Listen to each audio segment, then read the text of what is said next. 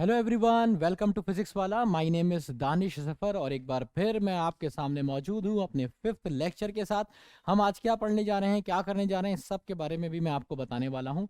हाँ, अब एक इम्पॉर्टेंट बात है कि अगर अभी तक आपने मेरे पुराने 4 लेक्चर्स नहीं देखे हैं तो भाई दिक्कत होने वाली है, 100% होने वाली है। ये आज मेरा 5वां लेक्चर है और इसमें मैं 8 यूनिवर्सल रूल्स ख़त्म कर दूंगा और एक नया टॉपिक आपको अगली बार से देखने को मिलेगा मेरी क्लास में।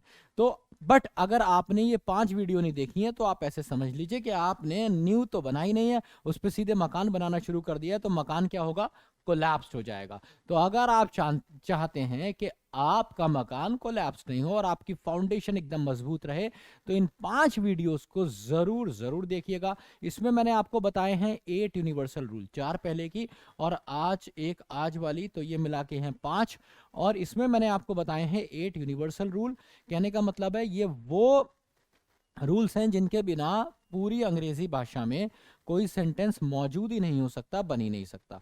कभी भी अगर कोई सेंटेंस, कोई कुछ भी बनेगा तो हमेशा कभी ना किसी मैगजीन, किसी न्यूज़पेपर, किसी आर्टिकल में कभी भी तुम कुछ अंग्रेजी का पढ़ते हो या खुद भी कोई सेंटेंस फ्रेम करते हो तो आपको इन 8 में से किसी एक रूल का सहारा लेना पड़ेगा दोस्त।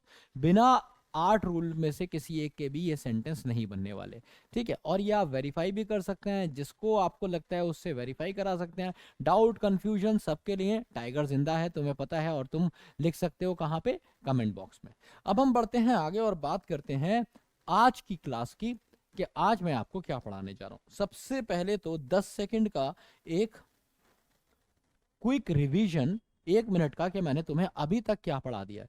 तो भाई 8 यूनिवर्सल रूल की बात हुई थी, 6 पढ़ा दिए हैं। पहला वाला क्या था, basics of subject verb agreement था। दूसरा रूल मैंने तुम्हें कराया था दोस्त, डिड, डू, डस कब ऑक्सिलरी होता है और कब मेन वर्ब की तरह काम करता है।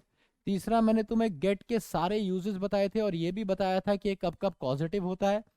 चौथा यूज जो मैंने आपके प्यार में कराया था वो था आफ्टर टू। उसके बाद 5th मैंने ये भी करा दिया है, फॉर्म्स ऑफ बी, बी के बारे में पूरी डिटेल। देखिए यही तो सब बेसिक इंग्लिश है। ठीक है, ये फॉर्म ऑफ बी ये कैसे यूज होती है, कैसे यूज नहीं होती है। इसके बाद हमने 6th रूल किया, मॉडल्स वाला। ठीक है, तो ये मैंने आपको इन सब के बारे में बहुत अच्छे से बेसिक में बता दिया है। अगर आपको कोई भी डाउट है, देखिए अब टॉपिक शुरू हो जाएंगे टेंसेस, सब्जेक्ट वर्ब अग्रीमेंट, तो वहां आपको दिक्कत आएगी अगर आपने ये 5 वीडियो नहीं देखी है। इसलिए मैं हर वीडियो में आपसे कह रहा हूं कि इन 5 वीडियोस का देखना आपके लिए हद से ज्यादा अनिवार्य है दोस्त। अब बढ़ते हैं आगे और तुम्हें पता है कि भाई मैं हर क्लास में वोकैब तो जरूर पढ़ाता हूँ, वोकैब नहीं पढ़ाया तो क्या किया, है ना। तो इसलिए let's move on to the vocab और मैं बात करता हूँ। आज ना मैंने थोड़ा टाइम सेव कर लिया, मैं पहले ही तुम्हारे प्यार में वर्ड लिख लिया। जब तक ये पीपीटी वगैरह सब सेट हो रही थी ना स्टूडियो में, तब तक मैंने सोचा चलो तुम्हारे प्यार में वर्ड लिख लेता हूँ और मैं आज तुम्हारे लिए वर्ड लिख के लेके आया हूँ। ये रहे वर्ड। तो हर क्लास में हमने अभी तक 7 वर्ड्स किए हैं, तो 7 फोर्जा, अभी तक क्लास कितनी हुई है, 7 फोर्जा 28, 28 हो गए। ठीक है, 7 फोबिया ये आज हम करेंगे। एक क्लास में मैंने 2 डबल फोबिया भी कराए हैं, तो एक्चुअली 28 नहीं, 35 फोबियाज हो गए। ठीक है, तो मुझे लगता है कि अच्छा खासे फोबियाज हैं ये। ठीक है, इतने ही अगर आप याद कर लेंगे, और याद रखिए खाली फोबियाज ऐसे नहीं कि कुछ भी, है ना। There is a root word in phobia. Phobia तो आपको पता ही है, हमेशा fear of, fear of, fear of, fear of, fear of, fear of का सेंस देता है। अरे भाई ये सारे के सारे डर ही तो हैं। फोबिया का क्या मतलब होता है, डर। तो ये सारे के सारे क्या हैं, डर। अब ये किस चीज से डर है, इसके पीछे एक छोटी सी कहानी है दोस्त। कहानी तुम्हारी तो वर्ड तुम्हारा। कहानी पे ध्यान दोगे तुम बहुत ध्यान से। हाँ भाई, तो कहानी क्या कहती है, ओम्ब्रो। इसमें क्या आ गया, ओम्ब्रो। तुमने सुना होगा मूवीज में, अंबर मेघा, अंबर मेघा, अंबर मेघा, सुना ना। अंबर मेघा क्या दिखाते हैं ऐसे गानों में जहां पे अंबर मेघा होता है, क्या दिखाते हैं, ओम्ब्रोफोबिया इज फियर ऑफ रेन। अंबर मेघा क्या, रेन। ऐसे याद रखोगे। फियर ऑफ रेन, तुम्हें किससे डर लगता है? बारिश से डर लगता है। अगला क्या है? थैलासो, कितना बड़ा वर्ड है थैलासो, इतना बड़ा वर्ड, और इसमें आ रहा है डबल एस। और दोस्त डबल एस साउंड कैसी निकालता है? ऐसी साउंड निकालता है डबल एस। तो थैलासोफोबिया मतलब बड़ा इतना लंबा चौड़ा वर्ड। थैलासोफोबिया इज फियर ऑफ सी। किससे डर लगता है तुम्हें? समुद्र से। कैसे याद रखोगे? समुद्र के बराबर बड़ा वर्ड और आ रहा है double S. Double S sound ही किसका देता है? सी की साउंड देता है। ठीक है, तो थैलासोफोबिया इज फियर ऑफ सी। आगे बढ़ते हैं। देखो भाई, इसमें आ गया एक्स, जेनो, इसमें आ गया एक्स। अब एक बात बताओ जरा मुझे, तुम्हारी एक्स तुम्हारे लिए कौन है? आज बात तो होती नहीं होगी, सिर्फ याद आती होगी, उसे तुम्हारी और तुम्हें उसकी। तो ये एक्स जो होती है ना, हमारे लिए कौन हो जाती है? स्ट्रेंजर हो जाती है। ठीक है, तो बस ऐसे याद रखना है, हमारी एक्स हमारे लिए कौन है? स्ट्रेंजर। तो xenophobia is fear of strangers. और भाई किसी की वाली ने ऐसा किया है किसी बड़े शहर में जाके और तुम्हें भूल गई है, तो तुम फॉरेनर भी कह सकते हो। तो ये दोनों के लिए यूज होता है। याद कैसे रखोगे? याद रखने का आसान तरीका है भाई, अगर एक्स हो गई है तो मामला खत्म हो गया ना। तो xenophobia is fear of strangers या फिर फॉरेनर्स। ये नीचे वाला बहुत मजेदार है। माई सोप, मेरा साबुन मेरा साबुन, ये आदमी ऐसे करता रहता है। अब माई सोप का क्या मतलब है दोस्त? माई सोप का मतलब है यहाँ पे, ये आदमी गंदगी से घबराता है। तुमने ऐसे लोग देखे होंगे, ऐसी लड़कियां, ऐसे लड़के, ऐसे बहुत सारे लोग जिनके साथ एक बहुत ही बड़ी दिक्कत है। दिक्कत क्या है? हर चीज में उन्हें जर्म्स दिखते हैं। ठीक है, फॉर एग्जाम्पल मैं कभी एक कंपनी में काम करता था, आई हैड अ फ्रेंड, तो सामने मेरे बैठी थी वो, we were having lunch together, lunch कर रहे थे। अब भाई मेरे खाज हो गई। अब खाज तो खाज है ना, किसी को भी हो सकती है, कभी भी हो सकती है और कहीं भी हो सकती है, मुझे भी हो गई। मैंने अपना हल्का से हाथ लेके ऐसे कर दिया, ऐसे करके the moment I was about to touch my bread, she yelled at me, what the hell, एकदम मेरे ऊपर चिल्लाई, मुझसे बोली ये क्या कर रहे हो? मैं डर गया, मैं सोच रहा मैंने क्या कर दिया, मैंने क्या कर रहा हूँ? You just touched your hair, go and wash your hands. भाई मैं हैरान हो गया, मैंने क्या यार, ये तो मतलब अगर मैं दिन में अपने बाल छू लूं तो मुझे हाथ धोना पड़ेगा? मैं तो पता नहीं बदन में क्या क्या छू लेता हूँ दिन में, ऐसे थोड़ी होगा जीवन, ऐसे तो मैं नहीं काट पाऊंगा। मैंने उससे बोला देख भाई, ये मेरे बाल हैं, कुत्ते के बाल थोड़ी हैं, अपने बाल सोच, मतलब छू के थोड़ी मैं ऐसे कर सकता हूँ। तो इट्स वेरी सिंपल। उसको क्या था? माइसोफोबिया। उस जमाने में लड़की सैनिटाइजर लेके घूमती थी, समझ रहे हो? तो माई सोप मेरा साबुन, फियर ऑफ जर्म्स। कैसे याद रखोगे इसे? साबुन बहुत याद आता है। फियर ऑफ जर्म्स या फियर ऑफ डर्ट, दोनों कह सकते हैं। ठीक है, आगे बढ़ते हैं। गैमोफोबिया, ये बहुत शानदार चीज है। देखो ये मुझे भी है, ये गैमोफोबिया ये मुझे भी है। जहां भी गैमो आ गया, सबसे खतरनाक गेम जानते हो दुनिया का कौन सा है? सबसे खतरनाक गेम दुनिया का वो है जो अभी तुमने नहीं खेला है, और नहीं खेलो तो बहुत अच्छा है, वो है शादी। अगर तुमने खेल लिया तो तुम पछताओगे कि यार शादी से पहले बढ़िया था, और अगर नहीं खेला तो मन में होता रहेगा यार इससे तो करनी है शादी, इससे तो करनी है, इसके साथ दिक्कत नहीं होगी। और दिक्कत तो यही है दोस्त, जिसके साथ तुमने सोचा होगा इसके साथ दिक्कत नहीं होगी, दिक्कत उसी के साथ आएगी। तो यही तो गेम है। तो gamophobia is fear of marriage. आसान है ना? Gamophobia is fear of marriage, तुम्हें शादी से डर लगता है। कैसे याद रखोगे? दुनिया का सबसे खतरनाक गेम शादी। अगले आते हैं क्रोमो। जहां भी वर्ड आता है ना क्रोमा, क्रोमा का मतलब कलर से होता है। सी से क्रोमा, सी से कलर, है ना? जब तुमने देखा होगा बहुत सारे टीचर्स पीछे ग्रीन बैकग्राउंड में पढ़ाते हैं, उसका भी एक रीजन है कि ग्रीन जो है ना लाइट एब्जॉर्ब कर सकता है, और वो पीछे का ब्लैंक भी किया जा सकता है जब हम उसे एडिट करते हैं। ग्रीन के अलावा कोई और कलर ऐसा नहीं कर सकता, इसलिए जो पीछे का ग्रीन बैकग्राउंड होता है ना, उसे भी इस इंडस्ट्री में क्रोमा बोलते हैं। तो क्रोम का मतलब ही, क्रोमा का मतलब ही कलर से होता है, ऐसे याद रखोगे। तो क्रोमोफोबिया इज फियर ऑफ कलर्स, रंगों से डर है लड़के को, रंग पसंद नहीं है। वो एक मूवी आई थी ना दामिनी, उसमें दिखाया था वो होली में लड़की के साथ कुछ मतलब एक रेप अटेम्प्ट हुआ था या रेप हुआ था, I do not remember exactly, पर उसको क्रोमोफोबिया था, वो कलर देखती थी तो वो डर जाती थी, क्योंकि होली पे उसके साथ ऐसा हुआ था।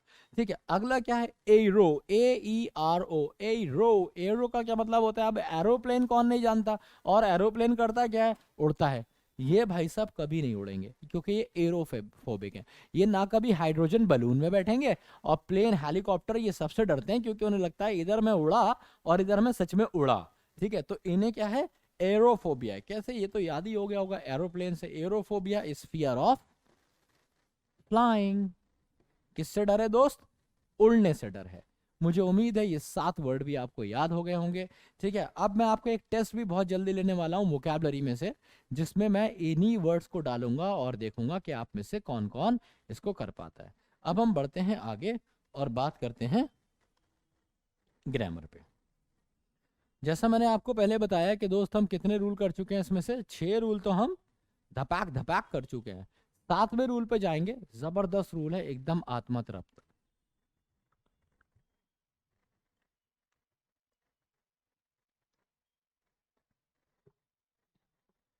देखिए, अभी तक मैंने आपको बहुत सारी वर्ब्स के बारे में बताया, जिनमें से 2 ऑक्सिलरी वर्ब भी मैंने कवर करी। जो पहली ऑक्सिलरी वर्ब मैंने कवर करी थी वो थी डिड, डू और डस, और उसके बारे में मैंने डिटेल में बताया कि ऑक्सिलरी वर्ब कैसे होती है और कैसे यूज होती है। इसके बाद दोस्त मैंने एक और वर्ब के बारे में बात की, और एक और ऑक्सिलरी वर्ब बी, बी उसकी 8 पॉसिबिलिटीज कैसे यूज होगी, ये सब बातें बहुत डिटेल में आपके साथ की। अब मैं आपको लेके जा रहा हूं आखिरी ऑक्सिलरी वर्ब पे। We have got 3 primary auxiliary verbs. The very first is did, do, does, the second one is form of be, and the third one is this one, have, has, had, having। क्या है ये? कौन है ये? has, had, have, having। देखो भाई, याद रखो, पहले भी बताया, एक बार फिर बता रहा हूं, ये है एक ऑक्सिलरी वर्ब। फिर सवाल, ऑक्सिलरी वर्ब मैं पहले भी बता चुका हूं, ये एक ऐसी वर्ब है जो कभी तो काम करेगी दोस्त मेन वर्ब की तरह, ऑक्सिलरी वर्ब का काम ही होता है, और कभी ये काम करेगी हेल्पिंग वर्ब की तरह। और ये आप जानते हैं कि कोई भी वर्ब अगर मेन वर्ब की तरह काम करती है तो बताती है अपना एक्चुअल मीनिंग। मैं पहले पढ़ा चुका हूं ये सब। जिसने पुरानी क्लासेस नहीं देखी हैं बर्बादी चूम लेगी। अरे कदम तुम्हारे, इसलिए पुरानी क्लासेस देख लो। लेक्चर नंबर 1 to 4 सारे देखने हैं आपको, 5th तक। ये सबसे ही ज्यादा इंपॉर्टेंट लेक्चर्स हैं। हाँ, तो ऑक्सिलरी वर्ब हो गया दोस्त। हाँ, अब ये कभी काम करेगी मेन वर्ब की तरह। तो मैंने बताया जब भी कोई वर्ब मेन वर्ब की तरह काम करती है अपना एक्चुअल मीनिंग देती है। तो हैव का मतलब क्या होता है? 10 सेकंड में सोचो जब तक मैं इसकी फॉर्म्स लिखता हूँ। ये वाली फर्स्ट फॉर्म, ये सिंगुलर, ये सेकंड और थर्ड दोनों हैं। और ये बात भी मैं पिछली वीडियोस में बहुत गहराई से बता चुका हूं कि कैसे बहुत सारी वर्ब सेकंड और थर्ड फॉर्म दोनों होती हैं। हम कैसे पहचानेंगे कब वो सेकंड फॉर्म है कब थर्ड फॉर्म है ना? जो बच्चा पहली वीडियो से जुड़ा है उसके सब पता है, ये सारे बेसिक मैंने आपके क्लियर किए हैं। ये आपकी आईएनजी फॉर्म है, इसको जिरंड प्रेजेंट पार्टिसिपल कहते हैं, ये सब मैं आपको पिछली वीडियोस में करा चुका हूँ। तो it's all about only 4 to 5 videos to learn English language from the very basics. तो अगर आप चाहते हैं कि आप अपनी अंग्रेजी एकदम बेसिक्स से जानदार कर लें तो भाई ये 5 जानदार वीडियो शुरू की जरूर देखना पड़ेंगी। अब हम बढ़ेंगे आगे। ऑक्सिलरी वर्ब जो कभी काम करेगी मेन वर्ब, कभी काम करेगी हेल्पिंग वर्ब की तरह। अब जब भी कोई वर्ब मेन वर्ब की तरह काम करती है तो अपना एक्चुअल मीनिंग बताती है। तो ये एक ऐसी वर्ब है यार जिसका एक मीनिंग है ही नहीं दोस्त। दोस्त मेरे, इसके बहुत सारे मीनिंग है। कौन कौन से मीनिंग है? कभी इसका मतलब है ईट, कभी इसका मतलब है पजेस, कभी इसका मतलब है ओन, कभी इसका मतलब है ड्रिंक, समझ रहे हो? और भी बहुत सारा। कभी इसका मतलब है टुक, टुक या टेक कुछ भी कह सकते हो, है ना? इसके बहुत सारे मीनिंग आते हैं, है ना? कभी इसका मतलब हो जाएगा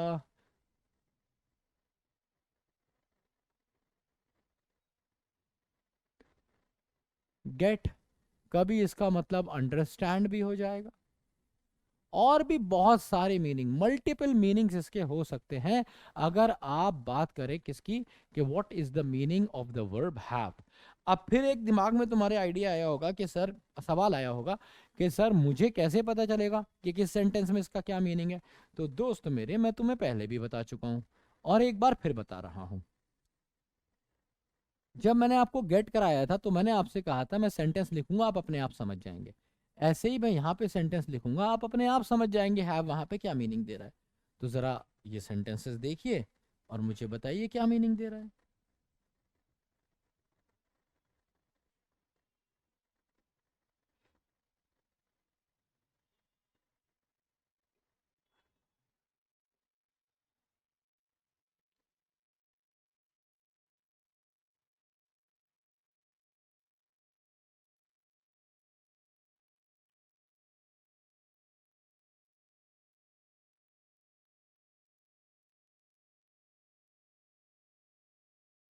शी हैज़ मनी,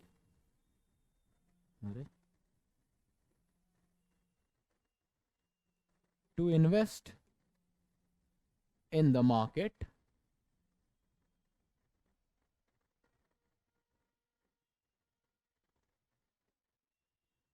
अब आप अगर गौर फरमाएंगे तो आप देखेंगे जब कहा आई हैव लॉन्ग हेयर तो इसका क्या मतलब हुआ, मेरे लंबे बाल हैं। तो ये क्या बता रहा है, अरे होना बता रहा है दोस्त, होना, होने का क्या मतलब है, पोजेशन। पोजेशन बता रहा है कि भाई ये मेरा पोजेशन है। ऐसे ही जब कहा she has money to invest in the market तो यहां पे हैज का क्या मतलब है, शी पजेस मनी, किस चीज के लिए, to invest in the market. In the same manner जो थर्ड वन है, मतलब एक हैव से दिया मैंने आपको एग्जाम्पल, एक हैज से दिया, अभी दो।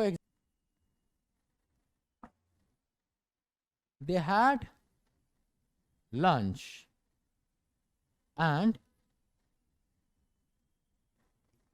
They won't eat anything now. अब क्या मतलब हुआ दो सेंटेंस का, दे हैड लंच का मतलब है खा लिया, उन्होंने खाना खा लिया था, ठीक है, खा लिया था, and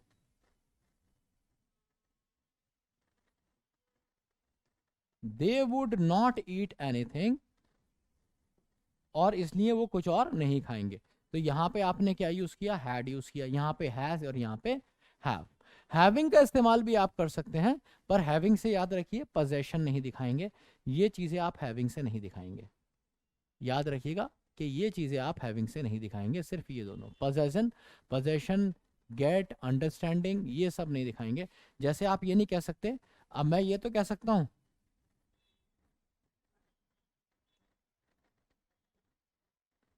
do you have my point, कि आप मेरा पॉइंट समझ गए।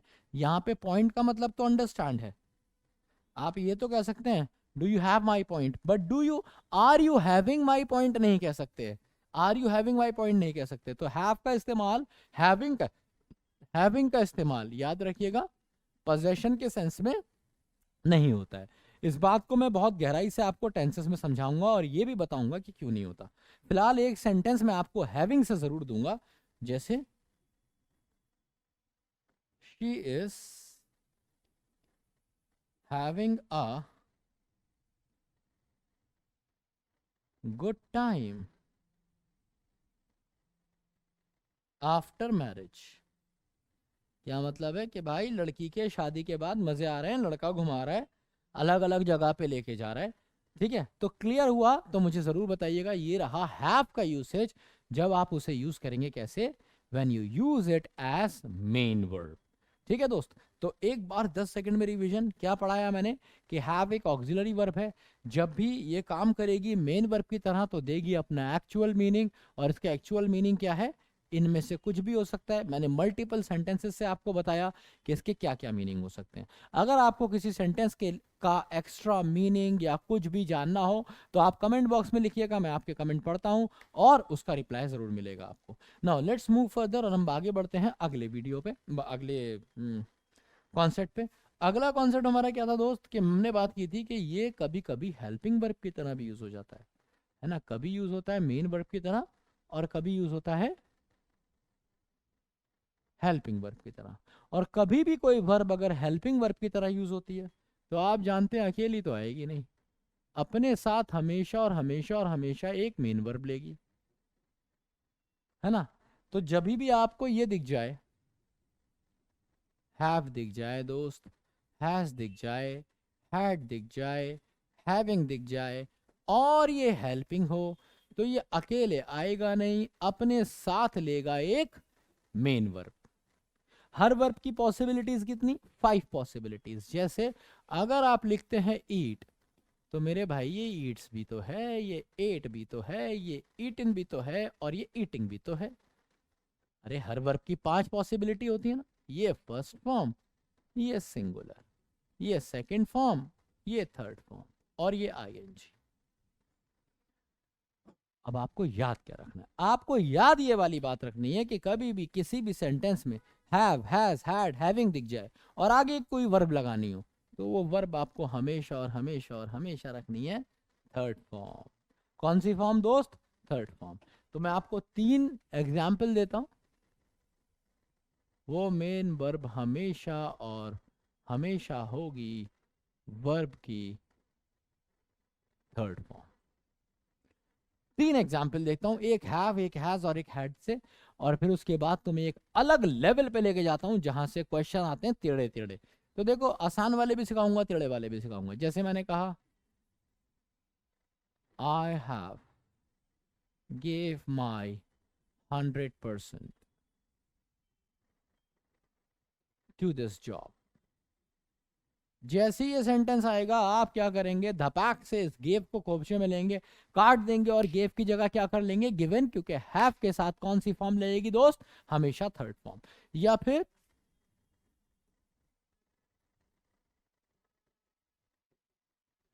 She has joining our course.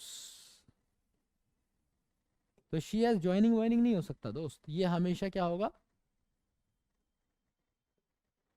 She has joined हो जाएगा। अभी हम इट हैज ठीक करके लिखते हैं। एक सेंटेंस हैड से भी देख लेते हैं।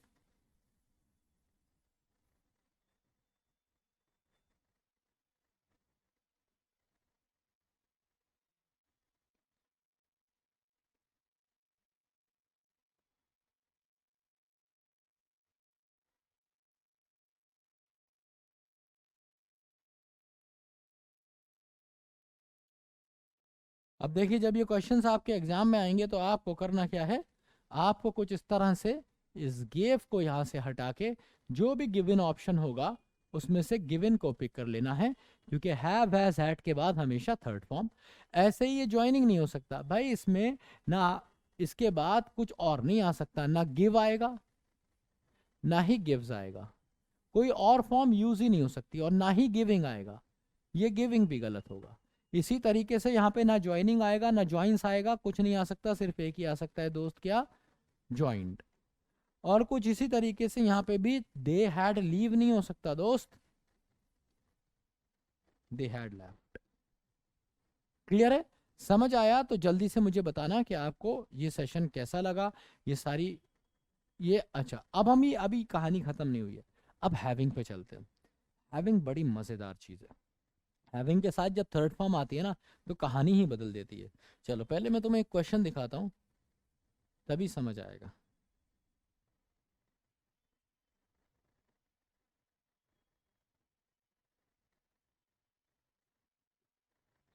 After having eaten my food, I went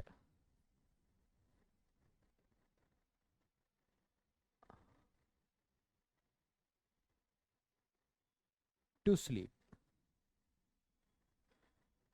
तो ये कह रहा है दोस्त कि अपना खाना खाने के बाद मैं सो गया। ये सेंटेंस जरा गहराई से देखिए और मुझे 10 सेकंड में जरा सोच के बताइएगा कि क्या इसमें कोई एरर लग रहा है आपको। अभी बस आपको ऑब्जर्व करना है।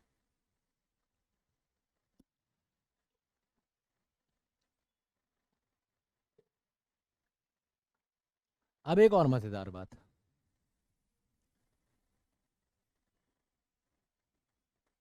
हैविंग के साथ जब लग जाती है थर्ड फॉर्म, तो दोस्त मेरे ये बन जाता है परफेक्ट पार्टिसिपल। अगर आप इसमें एरर नहीं ढूंढ पाए हैं ना, तो अब ढूंढ लेंगे। जिन्होंने ढूंढ लिया वो तो चीते हैं, और जिन्होंने नहीं ढूंढा, नहीं मिला जिनको एरर, वो अब चीते बन जाएंगे। बस तुम्हें चीतो ध्यान से देखना है। हैविंग प्लस थर्ड फॉर्म के साथ हमेशा परफेक्ट पार्टिसिपल मतलब हैविंग के साथ अगर थर्ड फॉर्म लगती है, मैं ये नहीं कह रहा कि हैविंग के साथ आपको हमेशा ही थर्ड फॉर्म लगानी है, अगर लगी कहीं कभी भी तो वो परफेक्ट पार्टिसिपल बन जाएगा। अब फिर तुम्हारे दिमाग में सवाल आया होगा, सर ये परफेक्ट पार्टिसिपल होता क्या है? तो दोस्त मेरे, परफेक्ट पार्टिसिपल का मतलब होता है, यहां से ध्यान दोगे बिल्कुल क्लियर हो जाएगा। परफेक्ट पार्टिसिपल का मतलब होता है कि हैविंग आपको सेंस देगा आफ्टर का। हैविंग किसका सेंस देगा? आफ्टर का। और ये जो थर्ड फॉर्म है ये सेंस देगी आपको आईएनजी का। कंफ्यूज नहीं होना, मैं ये नहीं कह रहा हूं कि हैविंग को काट के आफ्टर लिख दो, मैं ये भी नहीं कह रहा हूं कि थर्ड फॉर्म को काट के आईएनजी लिख दो। मेरे कहने का मतलब है हैविंग के साथ जब भी थर्ड फॉर्म आएगी तो हैविंग का सेंस आफ्टर जैसा निकलेगा। मेरे कहने का मतलब है थर्ड फॉर्म का सेंस आईएनजी जैसा निकलेगा, पर आईएनजी करनी नहीं है। अब जरा नीचे वाला सेंटेंस पढ़ो, एरर समझदार को इशारा काफी है, चीते ने एरर भमोड़ दिया होगा, नहीं तो जो बचे हैं मैं अभी बता देता हूं। भाई देखो, हैविंग का मतलब क्या आएगा? अभी सिखाया आफ्टर। क्यों आएगा हैविंग का मतलब आफ्टर? क्योंकि दोस्त मेरे यहाँ पे ईटिन दिया है, थर्ड फॉर्म दी है ना, और ये थर्ड फॉर्म का क्या मतलब आएगा? इसका मतलब आ जाएगा आईएनजी। तो सेंटेंस का मतलब क्या हुआ? After, after eating. तो कितने आफ्टर हो गए? दो आफ्टर हो गए, आफ्टर आफ्टर ईटिंग। तो क्या करोगे? इसे खोपचे में लोगे, एक को काट दोगे। ये रहा तुम्हारा एरर और मिल गए तुम्हें 4 नंबर एनडीए के एग्जाम में। आई कहानी समझ में? तो जब आप इसको रट भी लेते हैं बच्चे कि आफ्टर, आफ्टर नहीं लगाऊंगा मैं, है ना, हैविंग के साथ अगर थर्ड फॉर्म है आफ्टर नहीं लगाऊंगा, भाई रटने वाली बात ही नहीं है। हैविंग का मतलब अपने आप आफ्टर है, आफ्टर आफ्टर थोड़ी बोलोगे, है ना। तो रटना कुछ है नहीं अंग्रेजी में। You have to learn, you are not to cram. ठीक है, तो रटना, रट्टा नहीं मानना, बिना रट्टे के काम होगा। अगला सेंटेंस देखो। हम्म अगला सेंटेंस है, जरा ये वाला बताना।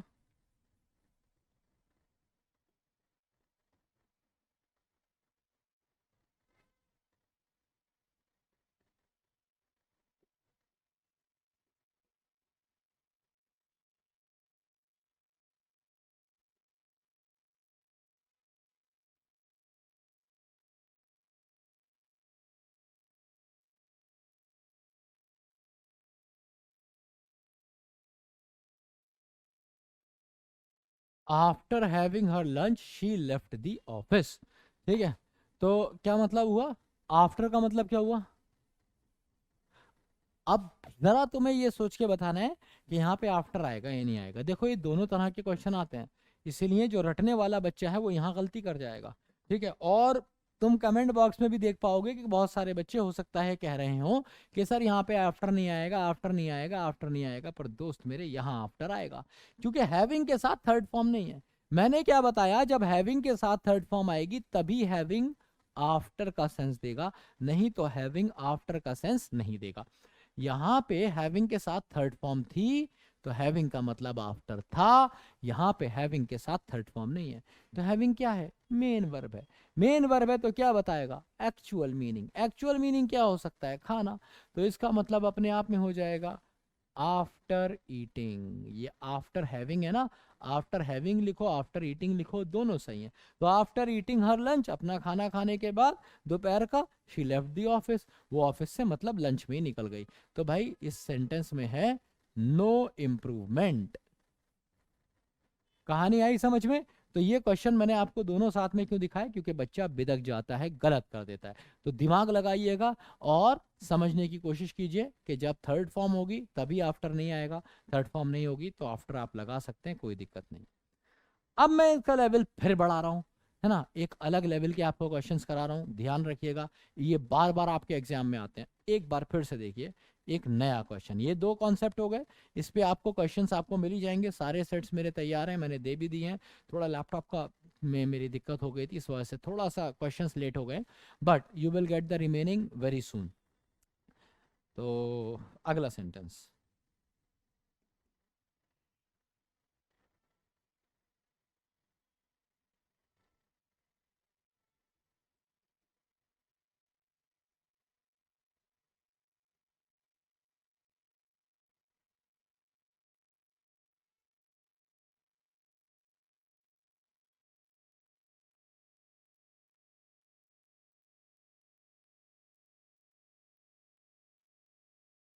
ये क्वेश्चन सिर्फ एनडीए ही नहीं और बहुत सारे अलग अलग कंपैरेटिव एग्जाम में आ चुका है। इसकी लैंग्वेज हमेशा चेंज होती है, तो मैंने भी थोड़ी सी लैंग्वेज चेंज करके आपको दिया है। Having selected in the exam he distributed sweets. 10 second का टाइम है, आप इस क्वेश्चन को आराम से देखेंगे और फिर मुझे बताएंगे क्या इसमें आपको कोई गलती लग रही है।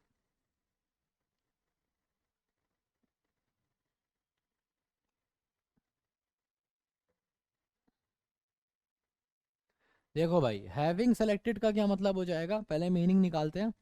जैसे सिखाया बिल्कुल वैसे ही। तो हैविंग का मतलब आफ्टर। अरे क्यों होगा हैविंग का मतलब आफ्टर? क्योंकि आगे थर्ड फॉर्म है। सेलेक्टेड का मतलब सेलेक्टिंग। तो after selecting in the exam का क्या मतलब हुआ? सेलेक्ट करने के बाद एग्जाम में है। सेलेक्ट करने के बाद एग्जाम में ही डिस्ट्रीब्यूटेड स्वीट्स, उसने मिठाई बांटी। ऐसा कभी हुआ है कि तुम्हारा कोई सिलेक्शन करके आया है, मान लो तुम्हारा एसएसबी में सिलेक्शन हुआ, तो जिसने सिलेक्शन किया होगा वो अपने पूरे खानदान में मिठाई बांटेगा, आज मैं 100 लौंडे सेलेक्ट करके आया हूँ? ऐसा नहीं होगा। लेकिन जब तुम सेलेक्ट होगे तो तुम मुझे जरूर बताओगे और मिठाई भी खाओगे, दुनिया को भी खिलाओगे। तो जब हम सेलेक्ट करते हैं तब मिठाई नहीं खाते या खिलाते। जब हम सेलेक्ट होते हैं तो ये सेलेक्ट हुआ नहीं है, इसने किया है। या याद करो दोस्त, वो बी वाली कहानी, ये बस एग्जैक्टली वही है। अगर आपने मेरी फॉर्म ऑफ बी वाली वीडियो नहीं देखी है तो यहां आपके पेट में दर्द होने वाला है और ये आपको थोड़ा सा डिफिकल्ट लगने वाला है। बट अगर आपने पुरानी वाली वीडियो देखी है तो आप चीते बन चुके हैं और शिकार के लिए तैयार हैं। क्वेश्चन आपके सामने है, आप इसे भमोड़ देंगे। ठीक है, तो ये क्या कह रहा है, having selected in the exam का मतलब क्या है कि ही ने सेलेक्ट किया है। भाई ही ने सेलेक्ट नहीं किया दोस्त मेरे, ही सेलेक्ट हुआ है। तो इसलिए यहाँ पे एक बीन लगाना पड़ेगा। क्यों लगाना पड़ेगा बीन? याद करो वो कहानी जब मैंने तुम्हें बताया था, फॉर्म ऑफ बी के साथ थर्ड फॉर्म लगाओगे तो बनेगा पैसिव। बताया था ना। चीतों को याद होगा, पपीते भूल गए होंगे। ठीक है, तो भाई हाँ, तो आपको क्या करना है, पीछे जाना है। पीछे जाके जो मेरी वीडियोस हैं खासतौर से बी वाली, वो जरूर देखिएगा, बहुत इंपॉर्टेंट है। मैं पहले भी बता चुका हूँ, एक बार फिर बता रहा हूँ, एक एक वीडियो 1-1 लाख की है दोस्त। तो क्या कह रहा है ये, हैविंग बीन सेलेक्टेड, सेलेक्ट किए जाने के बाद, होने के बाद फॉर्म ऑफ बी आ गई और साथ में थर्ड फॉर्म आ गए, इसलिए ये बन गया क्या, पैसिव। ठीक है, देखो अभी तो मैं कॉन्सेप्ट से पढ़ा रहा हूँ, 2-3 क्वेश्चन कॉन्सेप्ट से पढ़ाऊंगा ताकि एकदम चीता बच्चा समझ जाए। जो थोड़े कमजोर चीते हैं, शिकार कम कर पाते हैं, उनके लिए मैं चूरन भी दूंगा। चूरन का मतलब है ट्रिक। तो पहले पूरा कॉन्सेप्ट समझेंगे चीतों के लिए, उसके बाद कमजोर चीतों के लिए चूरन। हाथ पे रखना, चाट लेना, एकदम क्वेश्चन अंदर घुस जाएगा बदन में, जून जीवन में भूल नहीं पाओगे। देखो जैसे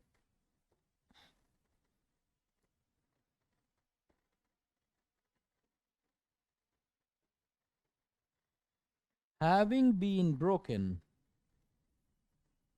द विंडो, द थीफ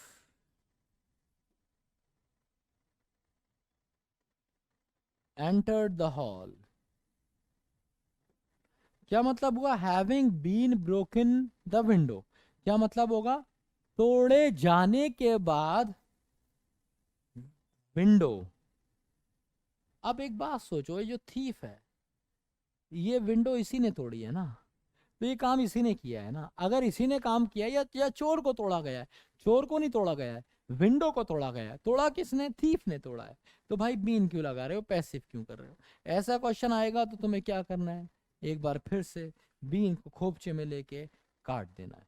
तो इस तरीके के क्वेश्चन आपको दिखेंगे जहां आपको कहीं बीन लगाना है, कहीं नहीं लगाना। कैसे पता करेंगे? 2 तरीके हैं पता करने के। पहला क्या, कि तुम्हें देखना है यहाँ पे ये जो सब्जेक्ट है ये एक्टिव है या पैसिव है, मतलब ये काम कर रहा है या फिर नहीं कर रहा।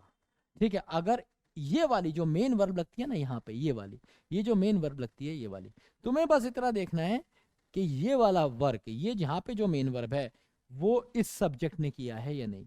अगर इस सब्जेक्ट ने किया है तो बीन नहीं आएगा, क्योंकि बीन कब आता है, पैसिव वॉइस में आता है। मैं लिख देता हूं ताकि आप ये जीवन में भूल ना पाए।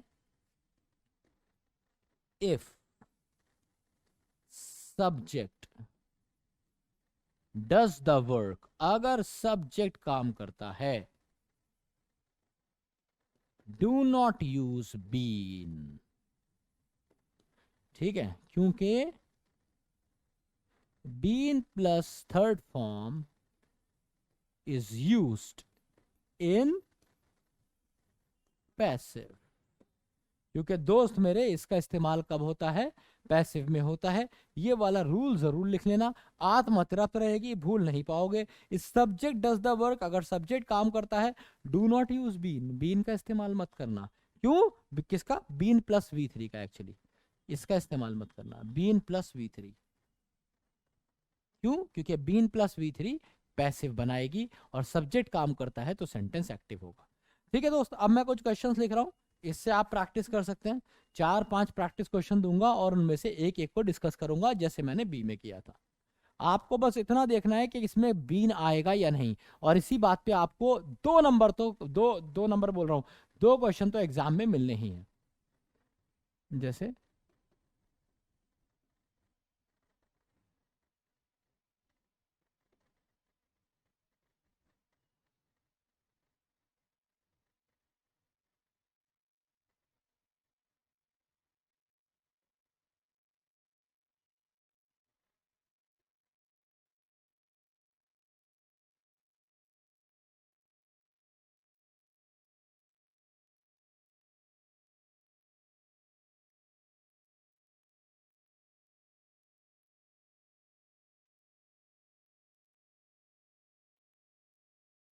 ये क्वेश्चन आप करते रहेंगे जब तक आप क्वेश्चन नंबर 1 कर रहे हैं।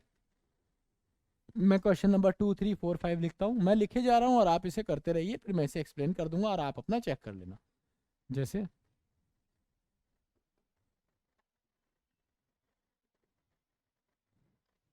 आपको बस इतना देखना है कि बीन आएगा या नहीं।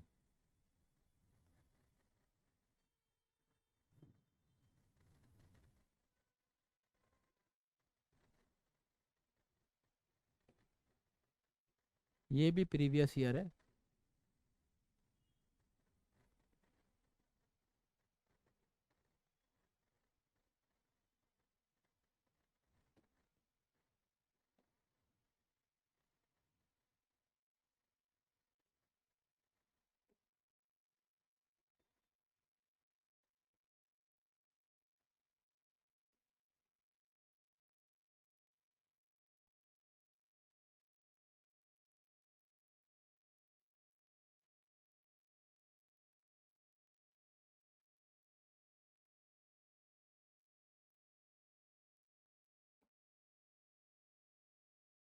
क्वेश्चन नंबर 4, 5 क्वेश्चंस करेंगे, एकदम क्लियर हो जाएगा।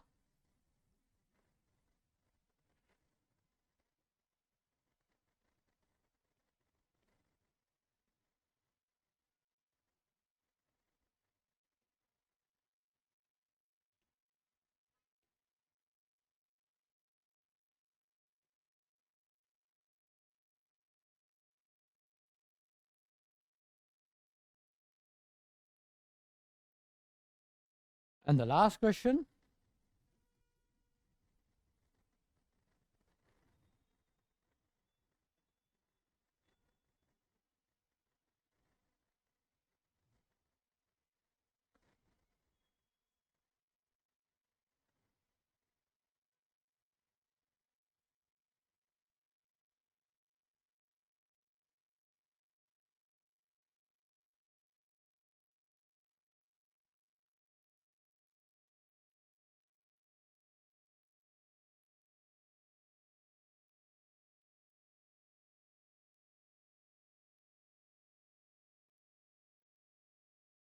सारे के सारे क्वेश्चन टनाटन है, आपको मिल गए हैं यहाँ पे 5 questions. And let us discuss.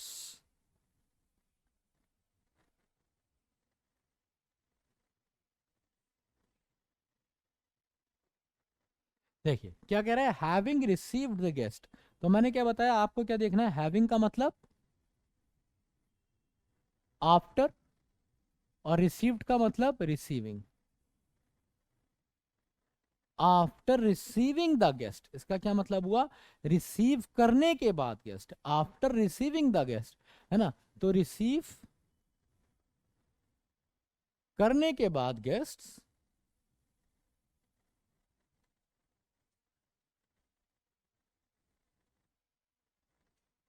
हाँ ठीक है, आफ्टर रिसीविंग, रिसीव करने के बाद द गेस्ट, आफ्टर रिसीविंग का मतलब है कि ये जो गेस्ट है ना, इन्होंने ही रिसीव किया है, क्योंकि बीन तो लगा नहीं है। और मैंने आपको बताया अगर बीन नहीं लगेगा तो कौन काम करेगा, अगर बीन नहीं लगेगा तो सब्जेक्ट ही काम कर रहा होगा।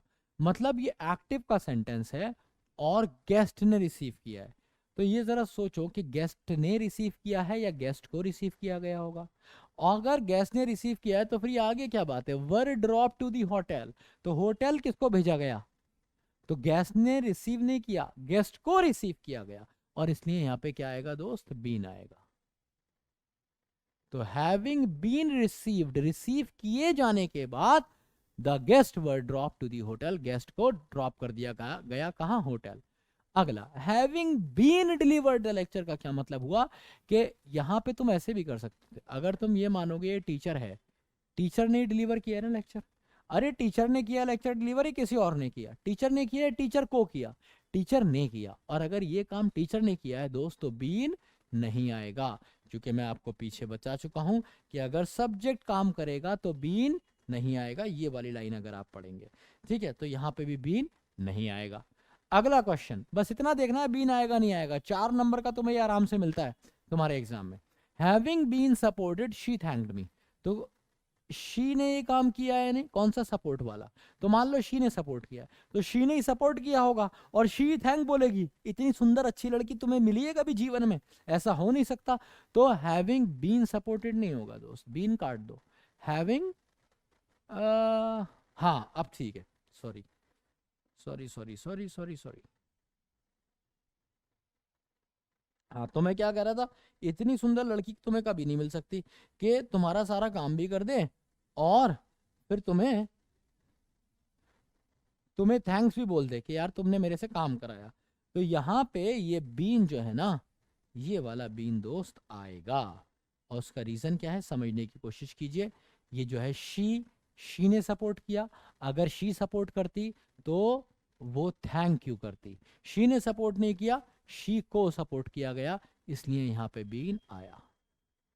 क्लियर है, तो सेंटेंस का मतलब क्या होगा, अगर वैसे भी देखें तो इसका मतलब हो जाएगा आफ्टर, इसका मतलब हो जाएगा being, after being supported, support किए जाने के बाद शी थैंक्ड मी, उसने मेरा शुक्रिया अदा करा।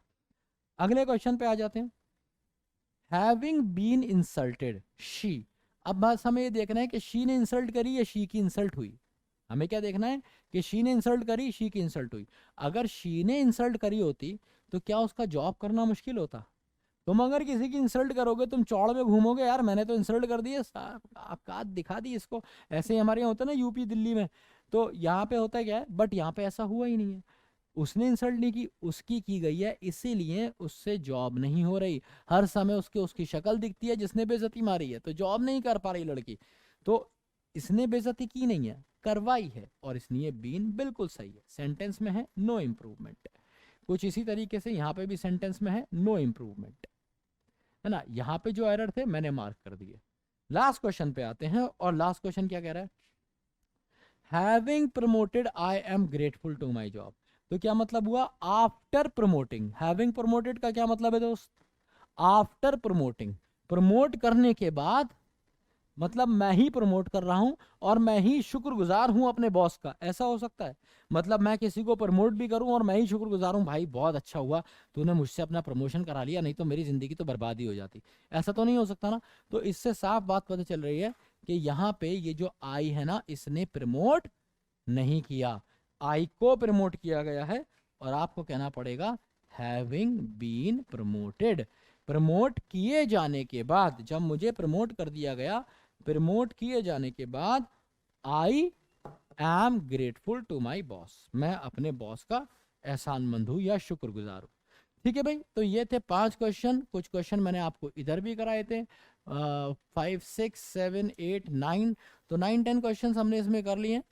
अगर आपको, हाँ वैसे मैं आपको इसका हैंड आउट तो दूंगा ही, अगर आपको इसमें कोई भी दुविधा लगे, कोई तकलीफ लगे, कोई दर्द लगे, कोई परेशानी लगे, कुछ ऐसा हो जो समझ में नहीं आया, तो याद रखना टाइगर जिंदा है, आपके डाउट आपके कंफ्यूजन सर आंखों पे। अब हम चलते हैं आगे और बात करते हैं आज के लास्ट रूल की, रूल 8। और अब हमारा ये चैप्टर भी खत्म हो जाएगा। ठीक है, एक छोटी सी चीज और मैं आपको हैव के बारे में बता देता हूं।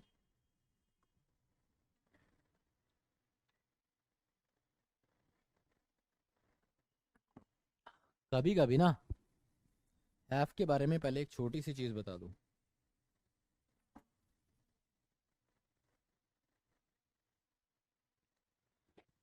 कभी कभी ना आपने ये साथ में देखा होगा, हैव हैड आ गया साथ में, हैज हैड आ गया साथ में, हैड आ गया साथ में। और कभी कभी आपको देखने को मिलेगा कतई जहर चीज के हैविंग के साथ हैड।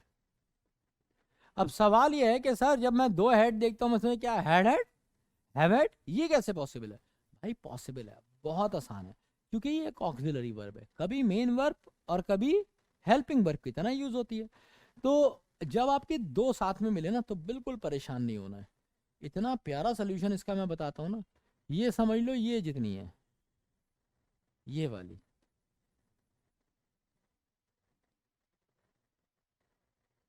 ये हो गई हेल्पिंग वर्ब, ये वाली हो गई हेल्पिंग वर्ब। अच्छा, और ये वाली, जब ये दो साथ में आएंगे, पहली वाली हेल्पिंग और दूसरी वाली मेन, ये वाली हो गई मेन वर्ब। अब हेल्पिंग वर्ब क्या बताती है, तुम जानते ही हो कि भाई हेल्पिंग वर्ब हमें बता देती है क्या, टेंस आइडेंटिफिकेशन।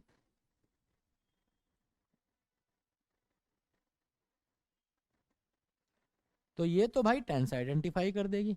और मेन वर्ब क्या बताती है,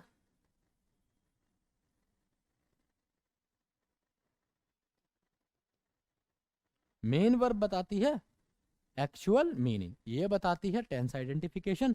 और ये क्या बताती है दोस्त, एक्चुअल मीनिंग बताती है कि एग्जैक्टली एक्चुअल मीनिंग क्या है।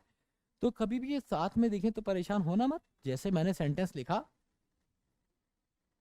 I have had a very good time these days, या दीज डेज हटाओ यार, सिंपल सा सेंटेंस बनाते हैं। Next, she had had everything before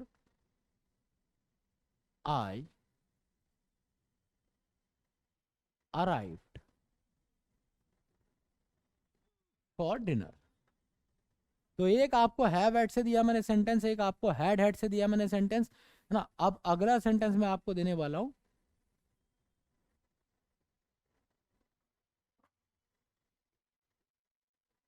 having had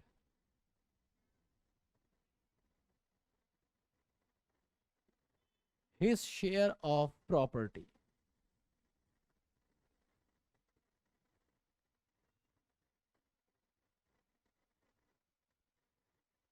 having had his share of property she left the possession। तो having से हो गया, हैड हैड हो गया, हैव हैड हो गया, हैज हैड और दे देता हूं, he has had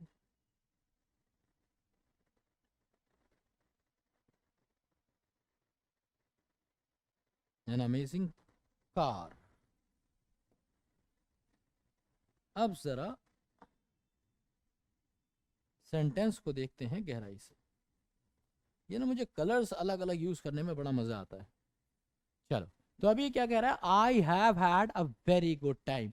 तो पहला वाला बता रहा है हेल्पिंग वर्ब, ये सेंटेंस हो गया प्रेजेंट का, ये सेंटेंस हो गया पास्ट का, ये सेंटेंस तो हो गया हमारा परफेक्ट पार्टिसिपल, है ना, हैविंग के साथ थर्ड फॉर्म परफेक्ट पार्टिसिपल।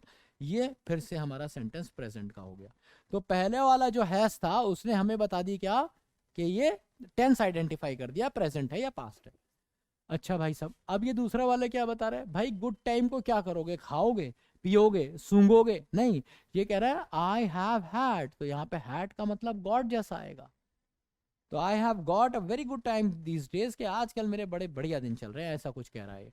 अच्छा, फिर उसके बाद कहा she had had everything before I arrive for dinner, मतलब वो पहले ही सब कुछ खा चुकी थी। शी हैड हैड मतलब शी हैड ईटन एवरीथिंग, सब खा चुकी थी, लड़की भुक्कड़ थी, पहले ही इसने कुछ ऐसा नशा कर लिया था, इसके बाद भूख लगी बहुत, तो ये पहले ही सब कुछ खा चुकी थी जब मैं डिनर के लिए पहुंचा, तो मुझे सोना पड़ा, ऐसा सा सेंटेंस है। ऐसी जब हैविंग के साथ थर्ड फॉर्म आई, तो हैविंग का मतलब आफ्टर, अभी आपने पीछे सीखा, और हैड का मतलब, जल्दी से बताओ, हैविंग का मतलब आफ्टर, और शेयर ऑफ प्रॉपर्टी की बात, तो आफ्टर रिसीविंग भी कह सकते हो, क्योंकि हैड का मतलब आईएनजी फॉर्म से आएगा। तो after receiving his share of property, अपना शेयर ऑफ प्रॉपर्टी रिसीव करने के बाद, शी लेफ्ट द पोजेशन, उसने पोजेशन छोड़ दिया, ठीक है, अधिकार छोड़ दिया। अगला क्या है, she has had an amazing car, तो हैड क्या है, शी हैज, अब यहां पे possessed भी लिख सकते हो, गेट भी लिख सकते हो, मतलब शी हैज गॉट या possessed एन अमेजिंग कार, उसके पास एक बेहतरीन शानदार जबरदस्त गाड़ी है। समझ आया तो मुझे जरूर बताइएगा। यहाँ पे खत्म होता है हैड। हैड के बारे में मैंने आपको बताई तीन चीजें। पहली चीज कि ये एक ऑक्सिलरी वर्ब है, और जब मेन वर्ब की तरह काम करेगी तो बताएगी सारी वर्ब्स की तरह अपना एक्चुअल मीनिंग। इसके मल्टीपल मीनिंग्स होते हैं, उनसे मैंने सारे पीछे एग्जाम्पल दिए हैं। जिसने ये वीडियो शुरू से नहीं देखी है तो भाई बर्बादी चूम लेगी, कदम इससे पहले कि बचा लो अपने आप को, और ये इस वीडियो को शुरू से देख लेना। इसके बाद मैंने आपको बताया कि जब भी हैव हेल्पिंग वर्ब की तरह यूज होगी, कभी अकेले नहीं आएगी, अपने साथ हमेशा एक मेन वर्ब लेगी, और वो मेन वर्ब हमेशा और हमेशा और हमेशा कौन सी फॉर्म रहेगी दोस्त मेरे, थर्ड फॉर्म रहेगी। और आपने देखा भी यहाँ पे हमेशा क्या यूज हुई, third form, third form, third form. आगे बढ़े आप, और आपने जाना कि जब हैविंग आ जाता है कहानी थोड़ी सी टेढ़ी हो जाती है, इसके साथ थर्ड फॉर्म आती है तो परफेक्ट पार्टिसिपल बनाती है, जहां पे हैविंग का मतलब आफ्टर हो जाता है और आईएनजी का, और थर्ड फॉर्म का आईएनजी। और यहाँ पे आपने देखा हैविंग के साथ थर्ड फॉर्म कैसे लगेगी, कब बीन लगेगा, अगर सब्जेक्ट काम कर रहा है तो बीन नहीं लगेगा क्योंकि सेंटेंस एक्टिव वॉइस में होगा, अगर सब्जेक्ट काम नहीं कर रहा, सब्जेक्ट पे काम किया जा रहा है तो बीन लगेगा क्योंकि सेंटेंस पैसिव वॉइस में होगा। इस पे खूब भर भर के क्वेश्चन आते हैं और इसलिए मैंने इस पे अच्छा खासे क्वेश्चंस भी कराए। फिर हम आगे बढ़े और हमने एक खतरनाक कॉन्सेप्ट जाना, खतरनाक क्या, इजी कॉन्सेप्ट है पर हमें पता नहीं था कि जब हैव, और अगर नहीं पता था तो अच्छा था, और पता था तो तुम चीते हो ही। तो हैविंग के साथ आपको हमेशा थर्ड फॉर्म यूज करनी है, तो ये तो थर्ड फॉर्म है ही, कोई दिक्कत नहीं है। ये वाली हेल्पिंग है, ये वाली मेन है, और ये रहे उसके एग्जाम्पल। यहां तुम्हारा खत्म हो गया क्या बेटा मेरे, रूल नंबर 7। अब हम बात करेंगे आखिरी और आखिरी रूल की, जो मैं खत्म कर दूंगा हार्डली 10 मिनट में।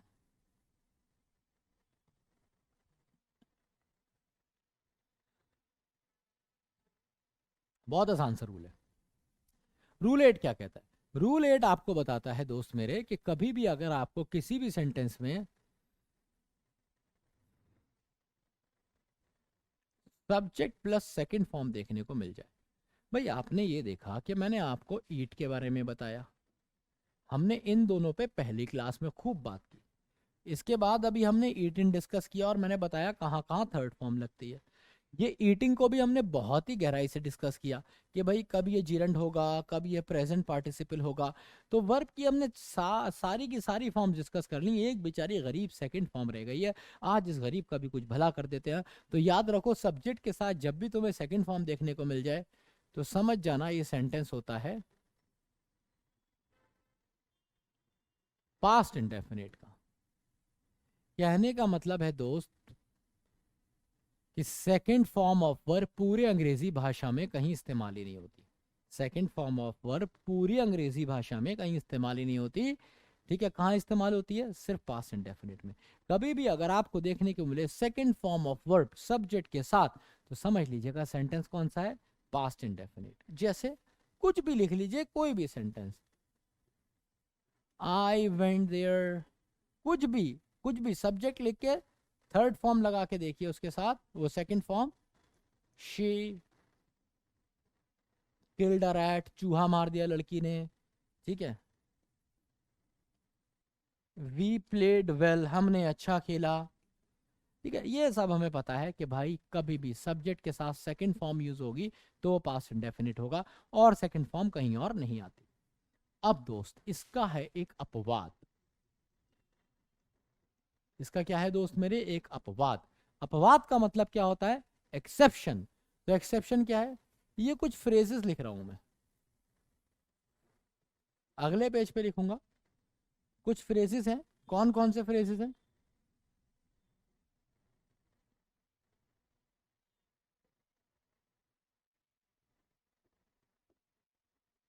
It is time, it is, सारे फ्रेजेस नहीं है, बस ये कुछ phrases. It is time, it is about time, it is high time, it is appropriate time, it is good time. ये ना मैंने आपको मल्टीपल एग्जाम्पल इसलिए दे दिए, मतलब बेसिकली जो फ्रेज है वो इट इज टाइम है, और उससे पहले कोई एडजेक्टिव लगा देते हैं, जैसे हाई, अप्रोप्रिएट या गुड जैसा कोई एडजेक्टिव। इसका सेंस क्या आता है कि ये वही समय है, ये वो समय है ना, ये इंपॉर्टेंट समय है, ये अच्छा समय है, ये अप्रोप्रिएट समय है। ठीक है, तो ये इसका मीनिंग आता है। और ये तुम्हें कहीं पे भी दिख जाए, इट इज अबाउट टाइम था यार,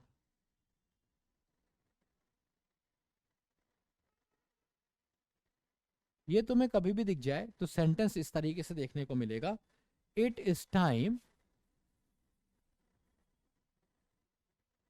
शी वर्कड हार्ड। जैसे ही ये क्वेश्चन एग्जाम में आता है तो बच्चा इसको देखता है और उसको लगता है इट इज टाइम, ये समय है। शी वर्कड हार्ड, यहां तो यूज कर रहे हो कमबख्त प्रेजेंट और यहां यूज कर रहे हो कमबख्त पास्ट, तो ये कैसे हो गया? तो बच्चा अक्सर क्या करता है कि या तो इसको वर्क कराता है, या फिर उसको लगता है कि चलो यार इसको वॉश कर देता हूं। और दोनों ही केस में मामला ठीक नहीं बैठेगा। क्यों? क्योंकि इस सेंटेंस में है दोस्त नो इम्प्रूवमेंट। अब ये क्या बात हुई? इसमें नो इम्प्रूवमेंट इसलिए है क्योंकि याद रखिए इन सारे फ्रेजेस के साथ आप यूज करते हैं क्या? Second form of the verb, और यही इसका एक्सेप्शन था। तो वापस आते हैं रूल पे। मैंने क्या पढ़ाया? मैंने तुम्हें पढ़ाया कि सब्जेक्ट के साथ सेकंड फॉर्म जब यूज होती है तो सेंटेंस पास्ट इंडेफिनिट हो जाता है। लेकिन अगर कभी भी आपको, हाँ तो बस, और सेकंड फॉर्म और कहीं यूज होती हुई मिलेगी नहीं। कहाँ यूज होगी? जब सेंटेंस पास्ट इंडेफिनिट होगा। बट अगर कभी आपको जीवन में ये वाले फ्रेजेस दिख जाएं तो याद रखिए इनके साथ सब्जेक्ट लगा के सेकंड फॉर्म भी लगाते हैं, इनके साथ पास्ट इंडेफिनिट ही आता है।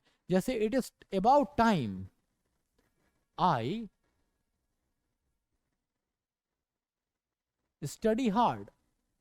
अगर ऐसा क्वेश्चन आता है तो गलत हो गया आपका, आपको स्टडी को खोपचे में लेके काट देना है और क्या लिख लेना है? स्टडीड।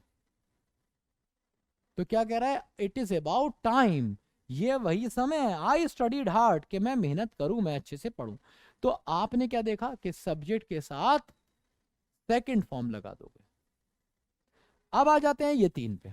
अब इसमें क्या होता है, जब मैंने ये वाली चीज पढ़ा दी बच्चे को, टीचर्स ने पढ़ाना शुरू करी, तो आपके यहाँ एक नए तरीके से क्वेश्चन आना शुरू हो गए। और वो नया तरीका क्या था? वो नया तरीका था कि यहाँ पे टू लगा दिया, it is high time to, और लिख दिया स्टार्टेड अ बिजनेस। अब ये देख के बच्चा भी थक गया, बच्चे को लगा यार क्या करना है, स्टार्टेड आ गया, सर ने तो बताया था इन सारे फ्रेजेस के बाद सेकंड फॉर्म आती है। बट एक बात और भी तो बताई थी कि टू के बाद या तो वर्ब भी नहीं आएगी, और अगर आएगी तो क्या लेगी? हमेशा और हमेशा और हमेशा फर्स्ट फॉर्म। तो दोस्त ये स्टार्टेड नहीं हो सकता, क्या हो जाएगा? स्टार्ट हो जाएगा। It is high time to start a business. इसी तरीके से इट इज एप्रोप्रिएट टाइम। तो गाइज मुश्किल से 3-4 मिनट्स की वीडियो है ना, पर आपको इसे देखना शुरू से, एक बार आप इसे शुरू से देख लेंगे आपकी आत्मा तृप्त हो जाएगी। So it is appropriate time to play well. तो आपको क्या करना है? याद रखिए टू आ जाएगा तो कौन सी फॉर्म यूज करनी है? First form of the verb आपको यूज करनी है। अच्छा भाई, लास्ट चीज, लास्ट चीज मैं आपको बताता हूं, it is good time, it is good time. अब कभी कभी आपको यहां पे टू ना देख के एक नई चीज देखने को मिलेगी, क्या? प्रेपोजिशन।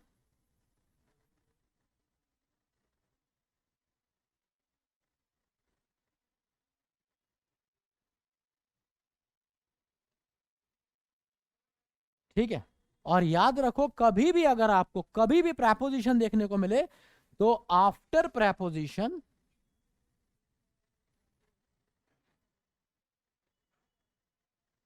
कोई वर्ब नहीं आती कभी, और अगर आ जाएगी तो वो आईएनजी फॉर्म में होगी, मतलब जिरंड। तो अब आप क्या लगा देंगे? जिरंड। अगर आप जिरंड नहीं जानते हैं तो मेरी पुरानी वीडियो देख लीजिए, आत्मा तृप्त हो जाएगी। तो क्या कह रहा हूं, इट इज गुड टाइम, ये एक बढ़िया समय है फॉर स्टार्टिंग अ बिजनेस। और यहां खत्म होते हैं हमारे 8 यूनिवर्सल रूल। ठीक है, तो एक बार बिल्कुल शॉर्ट में मैं आपको बता रहा हूं इस पूरे रूल का रिवीजन, 2 मिनट में क्लास हम कर रहे हैं खत्म, कि मैंने आपको क्या पढ़ाया। ठीक है दोस्त, तो ये क्या कहता है, लास्ट रूल आपका कहता है कि second form of the verb कहीं यूज ही नहीं होगी। अगर कभी यूज होगी तो वो सेंटेंस पास्ट इंडेफिनिट का होगा, और कहीं सेकेंड फॉर्म नहीं लगती है। इसके बाद मैंने आपको बताई अगली बात कि भाई ये कुछ फ्रेजेस हैं, इनके साथ एक्सेप्शन है, इन सब के साथ आप सेकंड फॉर्म ऑफ वर्ब का इस्तेमाल करते हैं। लेकिन इसका एक एक्सेप्शन का भी एक एक्सेप्शन है कि अगर आपको कहीं टू दिख जाए, अगर आपको कहीं टू दिख जाए तो हमेशा कौन सी फॉर्म? First form. ठीक है, अगर कुछ नहीं दिखे सब्जेक्ट लगा के सेकंड फॉर्म, अगर टू दिख जाए तो हमेशा फर्स्ट फॉर्म, और कभी अगर दिख जाए प्रेपोजिशन तो याद रखना है आईएनजी फॉर्म, जो कि जिरंड होगा।